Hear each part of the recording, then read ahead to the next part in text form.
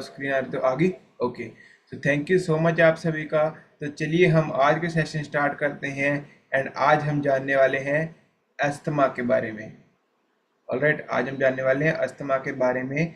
तो अस्थमा जो कंडीशन है, ठीक है, ये क्या होती है, इसे हम कैसे प्रिवेंट कर सकते हैं, और जब ये हमारी बॉडी में आ जाए तो हमारी बॉडी में कौन कौन सी दिक्कतें आती हैं, पता कैसे लगेगा कि अस्थमा होता कैसे है, और हम इसे कैसे ठीक कर सकते हैं। ऑलराइट, तो आज हम उसके बारे में एक एक करके डिटेल में जानेंगे, ताकि अगर आपको, ठीक है, अगर आपको या आपके नोन में किसी को भी है तो आप उसे बता पाओ, आप उसे गाइड कर पाओ, ठीक है, ताकि उनकी भी हेल्प हो पाए। तो चलिए हम आज के स्टार्ट करते हैं। एंड सबसे पहले तो हम लोग जानेंगे कि अस्थमा होता क्या है। ठीक है, बेसिकली देखिए, हम लोग यहाँ पे जो इंडियन लैंग्वेज है ना, इंडियन लैंग्वेज में हम इसे अस्थमा कहते हैं, बट एक्चुअल में इसमें दो टी एच है ना, वो साइलेंट ही होता है। ओके, जो फॉरेन के लोग हैं, जो बाहर के लोग हैं, वो इसे एजमा कहते हैं। Okay, asthma, asthma condition.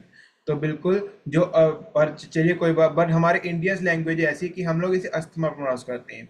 Okay, but चलिए हम अस्थमा को ही लेके अगर चल लेते हैं, तो अस्थमा जो कुछ भी नहीं है, बेसिकली आपके लंग्स की जो है इन्फ्लामेशन है। ठीक है, क्रॉनिक कंडीशन। अस्थमा एक एक्यूट कंडीशन नहीं है, ये क्रॉनिक कंडीशन है। क्रॉनिक कंडीशन मतलब जो ज्यादा समय तक आपकी बॉडी में रह जाती है। ओके, और ये जल्दी जाती भी नहीं है, और उसे कहते हैं क्रॉनिक।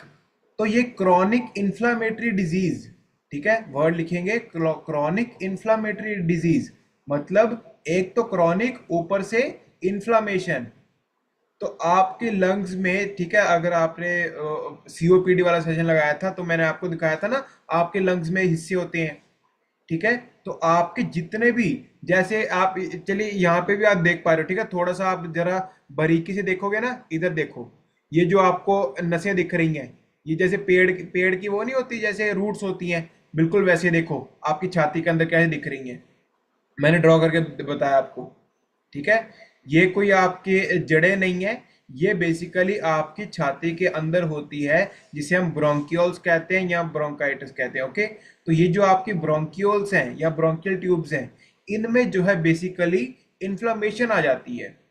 ओके, इनमें इन्फ्लामेशन आ जाती है, जिसकी वजह से हमें सांस लेने में दिक्कत आना, ठीक है, खांसी होना, ये सभी चीजें बहुत नॉर्मल हो जाती हैं।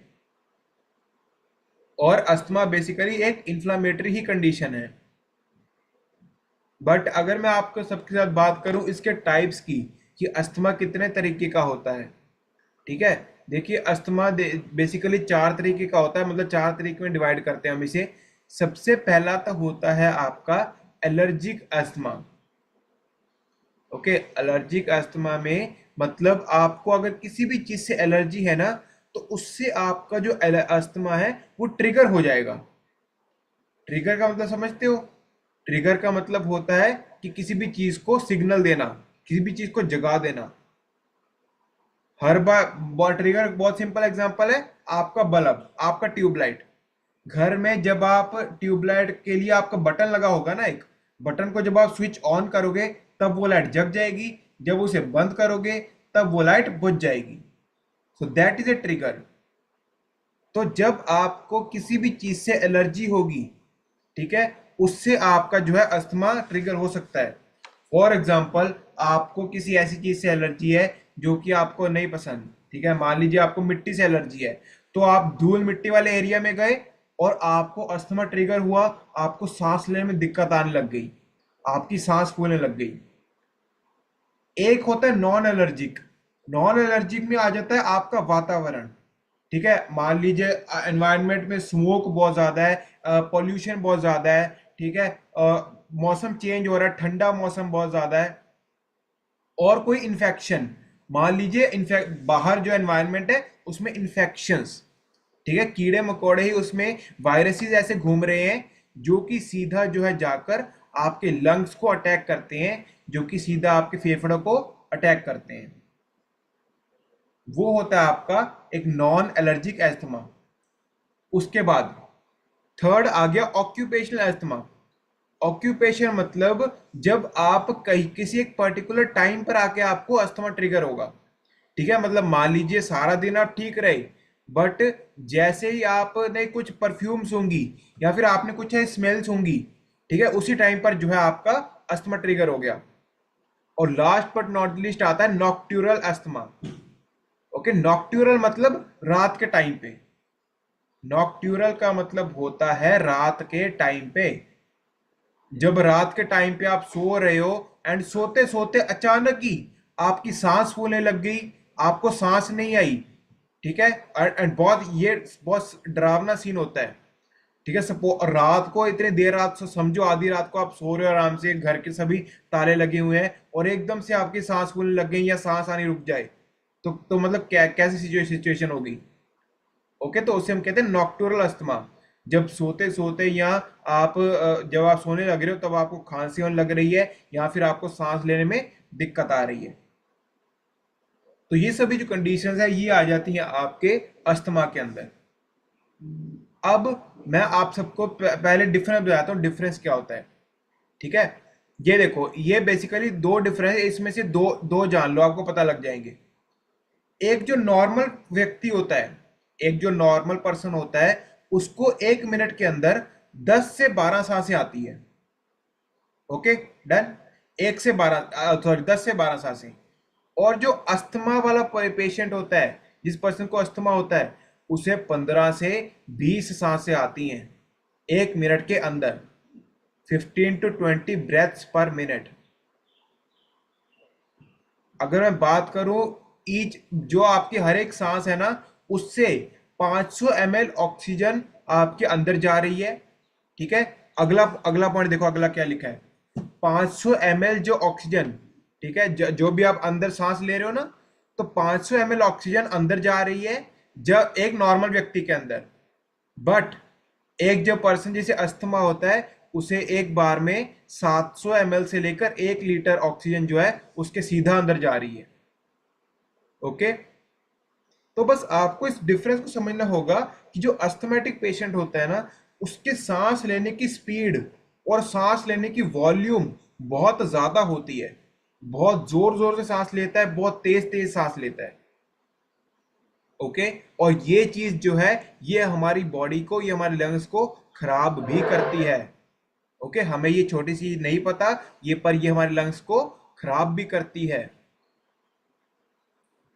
और अगर मैं आप सबके साथ बात करूं कि ये होता कैसे है, ओके, तो अब एक एक करके मेरे साथ समझेंगे ताकि आपको थोड़ा क्लियर हो। ओके, ताकि आपको थोड़ा क्लियर हो, हम इसको समझेंगे।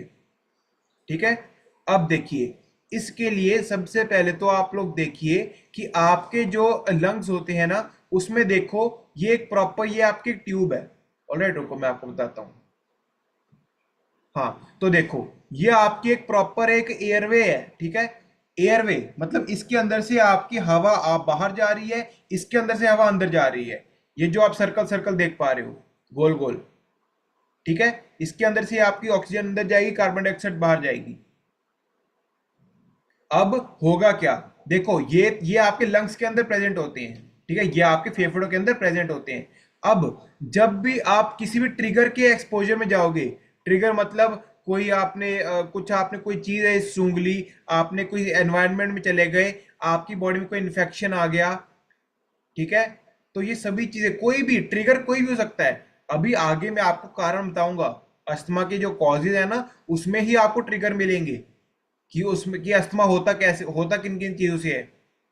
तो जैसे ही आपका ट्रिगर आता है ना, आपकी बॉडी जो है व्हाइट ब्लड सेल्स को छोड़ती है।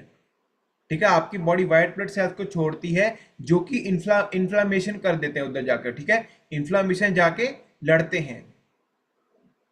अब होगा क्या, जब ये इन्फ्लामेशन होगा ना, तो आपके ये जो एयरवेज हैं, ये जो आपके गोले, ये जो आप यहाँ पे पाइप से देख पा रहे हो, इनमें स्वेलिंग हो जाती है और ये ज्यादा ज्यादा जो है म्यूकस प्रोड्यूस करने लग जाते हैं। ठीक है, म्यूकस, म्यूकस जो है एक बहुत स्लाइवी सब्सटेंस होता है। आप लोग कभी गूगल पर जाना, चेक करना। ठीक है, म्यूकस कब, जैसे हम रेशा कहते हैं, रेशा तो पता है सबको, रेशा। ठीक है, म्यूकस आपका रेशा होता है। तो जितना ज्यादा आप इसके रिस्पॉन्स में जाओगे, ये बहुत ज्यादा जो है रेशा बनाने लग जाता है। अब एक एक करके समझना मैं क्या कह रहा हूं। जैसे ही आपको कोई ट्रिगर मिला, जैसे ही आप मिट्टी के कांटेक्ट में आए या किसी भी चीज के कांटेक्ट में आए जो कि अस्थमा को ट्रिगर करती है, तो आपकी बॉडी ने बहुत ज्यादा अमाउंट में रेशा बनानी चालू कर दी। अब देखो अगली फोटो में क्या हुआ। अगली फोटो में ये हुआ कि आपके ये जो रेशा बन रही है ना, इससे क्या है, आपकी ये चीजें टाइट हो गई। एक चीज अपने कॉपी में बड़ी बड़ी लिखो, आपके जितने भी ये आपके आपके लंग्स है ना, जितने भी आपके फेफड़े बने हुए हैं, ये स्मूथ मसल से बने हुए हैं। ठीक है, एक चीज आपको पता होनी चाहिए,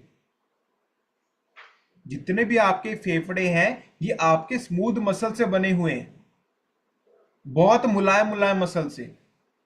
तो जैसे ही रेशा बहुत ज्यादा बनता है, ये मसल सुंगड़ जाते हैं, ये मसल टाइट हो जाते हैं। ठीक है, ये मसल हो गए टाइट। अब आ जाओ अगली में, देखो अगली में क्या हुआ। जैसे ही इन्हें पता लगा कि हाँ इनके मसल टाइट हो गए हैं, देखो वो एरिया कम हो गया। ठीक है, जिस एरिया से आप सांस ले रहे थे, जहां से ऑक्सीजन अंदर बाहर जा रही थी, वो थोड़ी सी पिचक गई, और वहां से जो है प्रॉपरली ऑक्सीजन नहीं जा पाएगी। और जब ऑक्सीजन प्रॉपर नहीं जा पाएगी, आप खांसी करोगे, आपको लगेगा कि आपका कोई दम घुट रहा है, ठीक है, आपके कोई छाती दबा रहा है। ये सभी चीजें फिर ऐसे होती हैं। तो बेसिकली आपको बस एक सिंपल सिंपल सिंपल आपको समझना होगा कि आपके ट्रिगर जब होती है ना, तो आपकी बॉडी में उसके सेंसिटिविटी हो जाती है, मतलब सेंसिटिव हो जाती है उसको लेके। फिर आपके मसल हो जाते हैं टाइट। मसल टाइट होंगे तो आपकी ये जो एयरवेज है, ये जो पाइप से देख पा रहे हो, ये नैरो हो जाता है, इनकी जगह कम हो जाती है। जगह कम हो जाती है, फिर आपको जो है ढंग से आप सांस नहीं ले पाते। ये एक सिंपल सा फंडा होता है किसके अंदर, अस्थमा के अंदर। अब अगर हम बात करें कि बेसिकली इसके सिम्टम्स कौन कौन से हैं, ठीक है, इसके सिम्टम कौन कौन से, कि सर हमें पता कैसे लगेगा कि आखिरकार हमारी बॉडी में अस्थमा की कंडीशन आ चुकी है। अब देखो बहुत सारे सिम्टम्स होती हैं। एक तो होता है शॉर्टनेस ऑफ ब्रेथ, मतलब मतलब आप सांस ले रहे हो पर आप उतनी सांस प्रॉपरली नहीं ले पा रहे। नॉर्मल आप जैसे सांस ले रहे हो, जैसे आप चल फिर रहे हो, वैसे नहीं है। आप ढंग से, आपको सांस नहीं आ रही है, बहुत मुश्किल हो रही सांस लेने में। उसके बाद खांसी, रात के समय पे और अर्ली मॉर्निंग। ठीक है, ये दो टाइम ऐसे हैं, हेलो, ये दो टाइम ऐसे हैं जब अस्थमा के पेशेंट को बहुत ज्यादा खांसी आती है। एक तो रात को सोते टाइम, और दूसरा सुबह सुबह उठते ही अर्ली मॉर्निंग। उसके बाद वीजिंग। वीजिंग मतलब होता है कुछ अजीब अजीब आवाजें, होता है ना। मुझे आप यहाँ पे जितने भी लोग बैठे हैं, कभी आपने नोटिस किया है कि जब जिस भी पेशेंट को सांस लेने में दिक्कत होती है, वो उसके ना सांस से अजीब ही आवाज आती है। ठीक है, बहुत अजीब अजीब अजीब आवाजें आती हैं, होता है ना ऐसे। उस चीज को हम कहते हैं वीजिंग। मतलब जब वो प्रॉपरली सांस नहीं ले पाते, नाक से प्रॉपरली सांस नहीं ले पाते, तो अजीब अजीब फिर आवाजें आती हैं।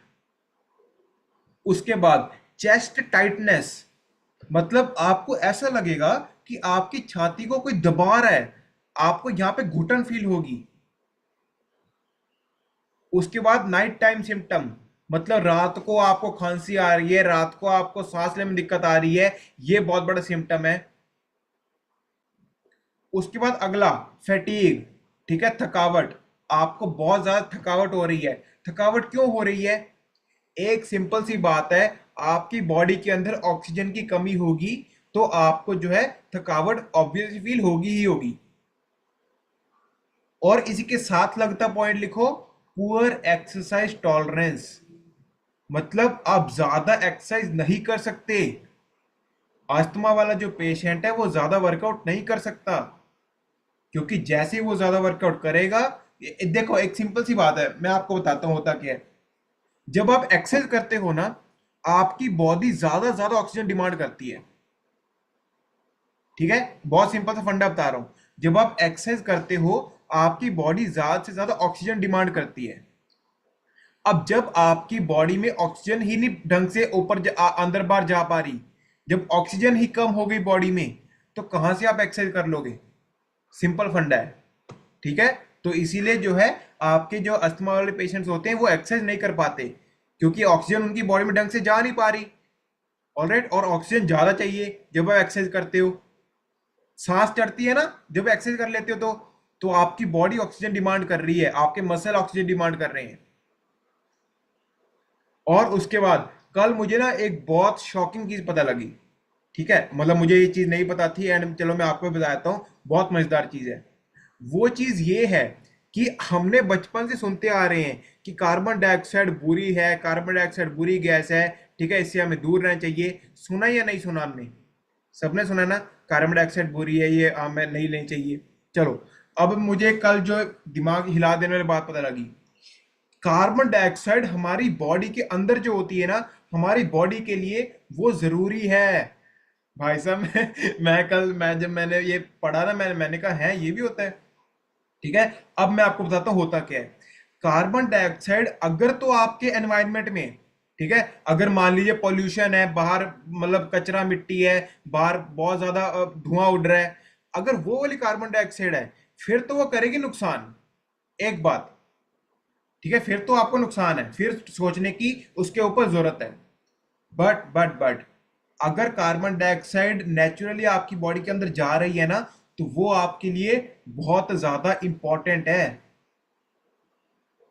एक और चीज मुझे बहुत बढ़िया पता लगी, ठीक है, कार्बन डाइऑक्साइड है ना, ये आपके लंग्स के मसल को स्मूथ करते हैं, रिलैक्स करते हैं।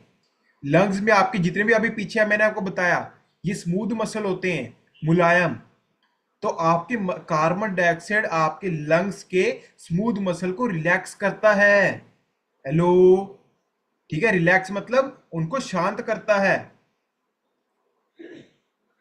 आपकी बॉडी में अगर कार्बन डाइऑक्साइड बिल्कुल ही नहीं होगा ना, आपके लंग्स को, आपके जो ऑर्गन्स है उन्हें ऑक्सीजन नहीं मिल पाएगा, आपके खून में ऑक्सीजन ढंग से जा ही नहीं पाएगी जब तक आपकी बॉडी में कार्बन डाइऑक्साइड नहीं है। ये इतना ज्यादा जरूरी है, ठीक है। और उसके बाद हाँ, एक एक बहुत बड़ा मिथ है, ठीक है, मार्केट में ना एक बहुत बड़ा मिथ है, उसके बारे में आपको बताता हूँ। मिथ ये है, लोग पता क्या सोचते हैं, वो जितना ज्यादा सांस लेंगे ना, उतना ज्यादा ऑक्सीजन अंदर जा रही है। ये मिथ है बहुत बड़ा। लोग सोच रहे हैं वो जोर जोर से सांस लेंगे तो उनकी हेल्थ अच्छी हो रही है, उनकी बॉडी में ऑक्सीजन बहुत जा रही है। नहीं, ऐसा कभी नहीं होता। जितना ज्यादा जोर जोर से आप जितना ज्यादा हवा को अंदर लोगे, ऑक्सीजन लेवल कम हो रहा है आपकी बॉडी के अंदर, आपकी बॉडी को उतना ही ऑक्सीजन कम डिलीवर हो रही है। लिखो इस बात को, ठीक है, जितना ज्यादा आप जोर जोर से आप एक्सेस कर रहे हो चीजों को, उतना ही ज्यादा बॉडी में नुकसान हो रहा है, फायदा नहीं हो रहा। ओके। एंड अगर आप बहुत ज्यादा हैवी ब्रीदिंग करते हो, ठीक है, बहुत ज्यादा जोर से सांस लेते हो, तो इस चीज को हम कहते हैं ओके, हाँ देखो, इस चीज को हम कहते हैं हाइपर वेंटिलेशन। जब आप बहुत ज्यादा सांस लेते हो बहुत जोर जोर से, ठीक है, बहुत जोर जोर से आप सांस लेते हो, हैवी ब्रीदिंग करते हो, इसको हम कहते हैं hyper ventilation, hyper ventilation. Okay, चलो, ठीक है, हाँ। अब उसके बाद इसके बारे में मैं आपको यही बता रहा था कि अगर आप बहुत ज्यादा ये चीजें कर रहे हो ना, तो आपकी बॉडी में जो है दिक्कतें आनी तय है। रुको, अब चलो आगे बढ़ते हैं। ठीक है, अब कॉजेज, कि सर ये जो अस्थमा की कंडीशन है ये आ कैसे जाती है शरीर के अंदर। देखिए, कॉजेज इसके बहुत सारे हैं, ठीक है। एक्चुअल में मैं आपको बताता हूँ बात क्या है। बात यह है कि साइंटिस्ट जो है ना, अस्थमा का असली कारण आज तक पता ही नहीं कर पाए हैं। इसके हमें बस ट्रिगर्स पता है कि हाँ ट्रिगर होता है इस चीज से, पर अस्थमा का असली कारण आज तक पता ही नहीं लग पाया है, साइंस पता ही नहीं कर पाई है, ठीक है। बट बताया ये गया है कि अगर आपको किसी भी चीज से एलर्जीज है, मतलब आपके अगर इम्यूनिटी कमजोर है, ओके, अगर आपकी इम्यूनिटी कमजोर है तो आपको अस्थमा के इन्फेक्शन आ सकता है। अगर आप बहुत ज्यादा एयर पोल्यूशन में रह रहे हो, ऐसे इलाके में रह रहे हो जहां पे गंदगी बहुत ज्यादा है, जहां पे धूल मिट्टी उड़ती रहती है, फैक्ट्री का धुआं आता रहता है, फैक्ट्री का धुआं बहुत गंदा होता है, फैक्ट्री का, और यहाँ जितने भी आप ये पापा कहते हैं पंजाबी में पट्टियां, ओके, यहाँ से जो भी धुआं निकलता है वहां वो बहुत ज्यादा खराब करता है। उसके बाद टोबैको स्मोकिंग तो है ही है, ठीक है। उसके बाद फ्लू इन्फेक्शंस, वे ये वही बात होगी इम्यूनिटी वाली। उसके बाद अगर मैं बात करूं स्ट्रेस, ठीक है, लिखो, कोर्टिजोल, कोर्टिजोल की वजह से बहुत ज्यादा अस्थमा इफेक्ट होता है। स्ट्रेस बहुत बड़ा कारण है। ठीक है, जितना ज्यादा आप ओवर ब्रीथ करते हो ना, जितना ज्यादा आप ज्यादा सांस लेते हो आपकी स्ट्रेस की वजह से, तो आपका वो जो फाइट और फ्लाइट वाला सिस्टम है वो एक्टिवेट हो जाता है, जो मैंने आपको कल परसों बताया था। ठीक है, तो आपको ओवर ब्रीदिंग से अवॉइड करना है, ओवर ब्रीदिंग से दूर भागना है आपको। तो ये सभी कुछ कारण होते हैं अस्थमा के। बट हाँ, हम इसे ठीक कर सकते हैं, डरने वाली बात नहीं है, हम लोग एक्चुअल में जो है इसे ठीक कर सकते हैं। बट अगर मैं आपको बताऊं, कुछ आपको डेटा की बात करूं, 130 मिलियन बच्चे जो हैं वो अस्थमा से जूझ रहे हैं। टोटल अब अगर मैं बात करूं, 363 मिलियन, 363 मिलियन जो पूरे वर्ल्ड वाइड में केसेस हैं अस्थमा के, इसमें से 35 मिलियन तो केस हमारे इंडिया के ही हैं। 35 मिलियन केस इंडिया के अंदर। हर साल 4 लाख से 4.5 लाख लोगों की डेथ हो जाती है अस्थमा के कारण। 4 से 4.5 लाख लोगों की। ओके, तो ये सभी डेटा जो है हमें इसके बारे में समझना होगा कि अगर आपको प्रॉपर नॉलेज होगी तो आप इन चीजों से बच सकते हो। एंड सर, हमें करना क्या होगा? देखिए, अस्थमा जब एक बार बॉडी में आ जाता है ना, तो ये ज्यादा समय तक टिकता है। बट अगर आप प्रॉपर प्रिकॉशंस लेते हो, ठीक है, तो आपकी कंडीशन दूर हो सकती है। सबसे पहले तो आपको ट्रिगर से दूर रहना है। मतलब मान लो अगर आपको मिट्टी से अस्थमा हो रहा है, उससे दूर रहो। मान लो आपको पोल्यूशन से अस्थमा हो रहा है, उससे दूर रहो। जितना हो सके ट्रिगर से दूर रहो, कि जिससे अस्थमा अटैक का अटैक पड़ रहा है आपको। इसे अस्थमा अटैक पड़ते हैं। ठीक है, मतलब एकदम से क्या है, आपकी सांसें आनी बंद हो गई, ये अस्थमा अटैक होता है, अटैक। ठीक है, उसके बाद आपको थोड़ा बहुत, आपको जो है अपनी बॉडी के ऊपर, अपने सांसों के ऊपर कंट्रोल करना है। ठीक है, सांसों के ऊपर कंट्रोल कैसे करोगे, मैं आपको बताता हूं। सबसे बढ़िया जो चीज है ना, सबसे पहला पॉइंट लिखो, ब्रीथ स्लो। आपको धीरे धीरे सांस लेनी है, तेज तेज सांस नहीं लेनी। पहला पॉइंट। ठीक है, ये हैक बता रहा हूं आपको, बहुत मजेदार है। ठीक है, आपको बहुत धीरे धीरे सांस लेनी है।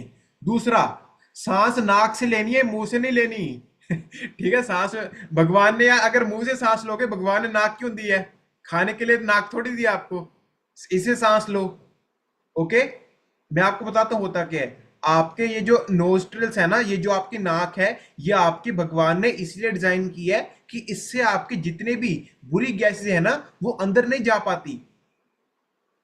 आपके नाक के अंदर जितनी बुरी गैसें वो अंदर नहीं जा पाती, वो फिल्टर आउट हो जाती हैं। इसीलिए मुंह से सांस नहीं लेनी, कोशिश करो नाक से सांस लो। और अगला पॉइंट लिखो कि साथ में अगर कोई बंदा बैठा है ना, आपको साथ वाले बंदे को नहीं बताना कि आप सांस ले रहे हो। कई लोग होते हैं, इतनी जोर जोर सांस लेते हैं, बगल वाले 3 लोगों को सुन जाता है कि हाँ अगला सांस ले रहा है। भाई उनको सुना के क्या करोगे? इसीलिए साइलेंटली, ठीक है, साइलेंटली आपको सांस लेनी है, धीरे धीरे, आराम आराम से। और लास्ट बट नॉट लिस्ट लिखो, आपको, हाँ, आपको बहुत लोग होते हैं ना, अपनी छाती सांस लेते हैं। सुनो सुनो सभी लोग, अपने ना पेट से सांस लिया करो। कोशिश करो जो आपकी सांसें हैं ना, वो आपके पेट के अंदर से जाएं, छाती से नहीं जानी चाहिए। ठीक है, अपने ब्रेथ्स के ऊपर कंट्रोल करो। एंड ये सभी चीजें आप कब कर पाओगे? जब आप मेडिटेशन करोगे। ओके, मेडिटेशन से बहुत ज्यादा हेल्प मिलती है। जब आप मेडिटेशन करते हो, आपको अपने विचारों के ऊपर भी कंट्रोल आता है, आपको अपने सांसों के ऊपर भी कंट्रोल आता है। तो ये सभी पॉइंट्स आपको पता करने हैं। एंड हाँ, अगर प्रॉपरली आप प्रॉपर चेक करो कि आप प्रॉपर वैक्सीन हो, मतलब जो भी आपको वैक्सीन लगवा रहे हो, वो आप वैक्सीन ले रहे हो कि नहीं ले रहे हो प्रॉपरली। मैं आपको बता दूं चेक चेक करना क्या है। अगर तो आप 40 सेकंड से ज्यादा सांस ले रहे हो, तो आप बिल्कुल फिट हो। ठीक है, चेक कर लेना, अभी मत करना। ठीक है, अभी मत करना, और कोई कोई बात बाद में कर लेना। ठीक है, 40 सेकंड। अगर तो आप 40 सेकंड से ज्यादा सांस रोक रहे हो, वेल एंड गुड है, आपको कोई सिम्टम नहीं है। बट अगर आप 10 सेकंड से भी कम सांस रोक रहे हो, मतलब 10 सेकंड से कम में भी आप सांस छोड़ दे रहे हो, आपकी सांस फूलने लग रही है, मतलब अस्थमा बहुत ज्यादा है। ठीक है, बहुत ज्यादा आपको अस्थमा है, अगर 10 सेकंड भी नहीं रोक पा रहे। अगर 10 से 20 सेकंड रोक पा रहे हो, तो अस्थमा शुरू हो चुका है। ठीक है, तो अपने इस बात को समझे, 40 सेकंड आप देख सकते हो, चेक कर सकते हो। उसके बाद स्ट्रेस हमें नहीं लेना है। ऑलराइट। एंड अगर मैं बात करूं आपकी डाइट की, डाइट के अंदर विटामिन डी जो है, विटामिन डी सबसे पावरफुल न्यूट्रिएंट है अस्थमा पेशेंट्स के लिए, या फिर आपके लंग्स के लिए, फेफड़ों के लिए। विटामिन डी जो है बहुत ज्यादा पावरफुल आपके न्यूट्रिएंट है। और विटामिन डी के साथ लगता आप लिख सकते हो प्रोबायोटिक्स। आपकी जो गट हेल्थ है ये भी बहुत मैटर करती है। सो विटामिन डी के लिए सनलाइट में जाइए, ठीक है, सुबह सुबह आप जाइए, वॉक कीजिए जाकर, अपना प्रॉपरली न्यूट्रिएंट इंटेक को प्रॉपर रखिए। ओके, एंड ये आप देख रहे हो स्क्रीन में, अस्थमा पेशेंट्स बेसिकली उनके लिए ये चीजें बहुत यूज की जाती हैं, अस्थमा पंप। ठीक है, बेसिकली ये क्या है, जब आप इसे यूज करते हो ना, जब भी आपको मतलब सांस लेने में दिक्कत आती है, इसके अंदर मेडिसिन होती है, तो आप एकदम से उसे स्क्वीज करते हो तो वो आपके अंदर जाके ना आपके फेफड़ों को खोल देता है। हाँ, ये एक अच्छा वे है, ये एक ट्रीटमेंट है, ये इमरजेंसी के लिए है।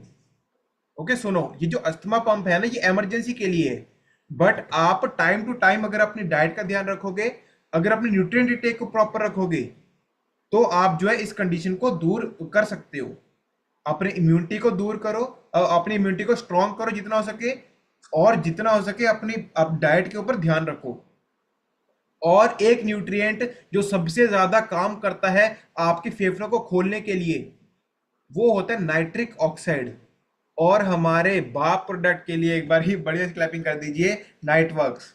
ओके, नाइटवर्क्स आपकी बॉडी के अंदर नाइट्रिक ऑक्साइड की प्रोडक्शन को बढ़ा देता है। नाइट्रिक ऑक्साइड जितना ज्यादा बढ़ेगा उतना ज्यादा आपकी नसें खुलेंगी, उतना ज्यादा आपकी बॉडी में ऑक्सीजन बेटर होगी। तो नाइटवर्क्स अस्थमा वाले पेशेंट्स के लिए बहुत ज्यादा अच्छा जो है वो एक रिजल्ट पैदा करता है, बहुत अच्छा रिजल्ट लेके आ सकता है। ऑलराइट, तो बस मैं आपको इतने कहना चाहता हूँ कि अस्थमा की जो कंडीशन है, बहुत बार ऐसे होता है कि हमारे रिलेटिव्स में होता है, या हमारी फैमिली में भी होता है, या हमारे फ्रेंड सर्कल में होता है, बट एक्चुअल में उनको नॉलेज नहीं होती कि हमें क्या करना है क्या नहीं करना। बट अगर आपको आज नॉलेज मिली है तो आप लोग जरूर आगे लोगों को बताइए, लोगों को अवेयर कीजिए, क्योंकि जितना ज्यादा अवेयरनेस होगी उतना ही ज्यादा लोग प्रिवेंट भी कर पाएंगे और क्योर भी कर पाएंगे। तो आज के समय के लिए एक बार अच्छी क्लैपिंग